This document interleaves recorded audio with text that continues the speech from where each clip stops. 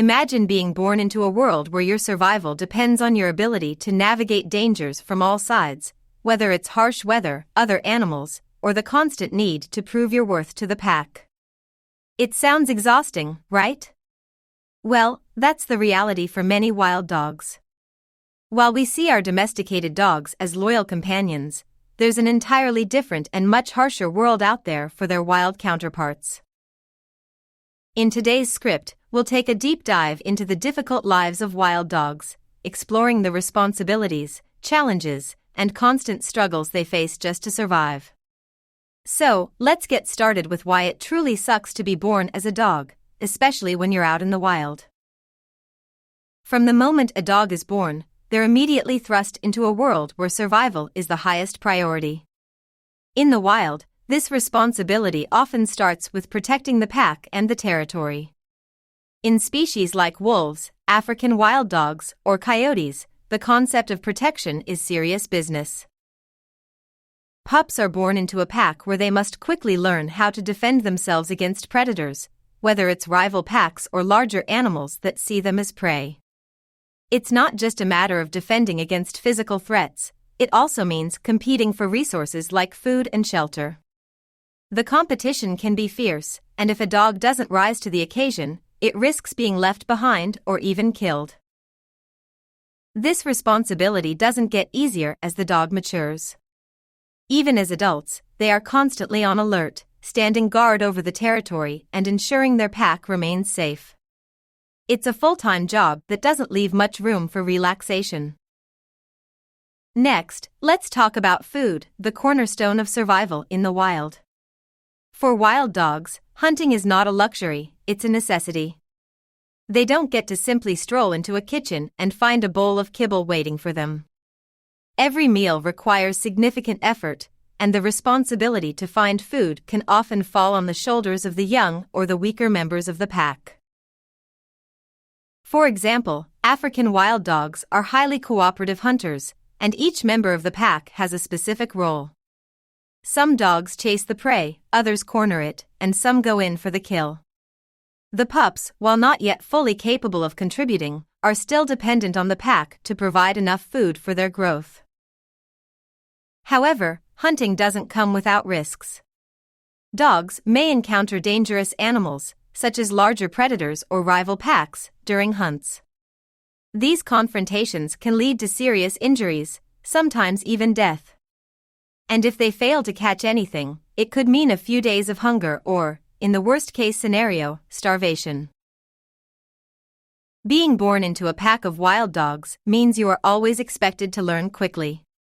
And this isn't just about picking up survival skills, it's also about social dynamics. Dogs in the wild must learn the pecking order, and sometimes that means enduring tough challenges from older or stronger pack members. For instance, the leadership within a pack is often contested. In species like wolves, there's a strict hierarchy, and any misstep could see a younger dog out of the leadership race.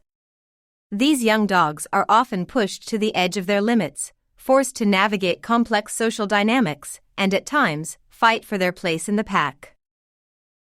But even more than learning how to hunt or protect the pack, young dogs are constantly under the pressure of learning how to communicate. Wild dogs use a complex system of vocalizations, body language, and sense to communicate with their pack members. And that system isn't always straightforward. One wrong move or a misunderstanding could lead to confusion, fights, or a breakdown in the pack's structure. Then, of course, there are the constant confrontations. The wild is a tough place, and it's not just other animals that pose a threat, it's also other dogs. Pack dynamics are often in flux, and rivalries frequently arise within a pack. For instance, male dogs often compete for leadership, while females may contend for mating rights. It can be a brutal process, with fights breaking out over dominance or territory. Young dogs, in particular, have to be on their toes, constantly proving they're tough enough to survive in this aggressive environment. Furthermore, outside threats come in the form of rival packs. Wild dogs defend their territories with fierce loyalty, and the borders between packs are often the site of violent clashes. If a dog isn't prepared to handle these frequent confrontations, they could easily be driven away or even killed in a battle for dominance. So, why does it suck to be born as a wild dog? It's not just about the constant struggle for survival, it's about the weight of responsibility that these animals bear from day one. From the relentless pressure to protect the pack, to the exhausting challenges of hunting and foraging, wild dogs face an unrelenting series of hardships.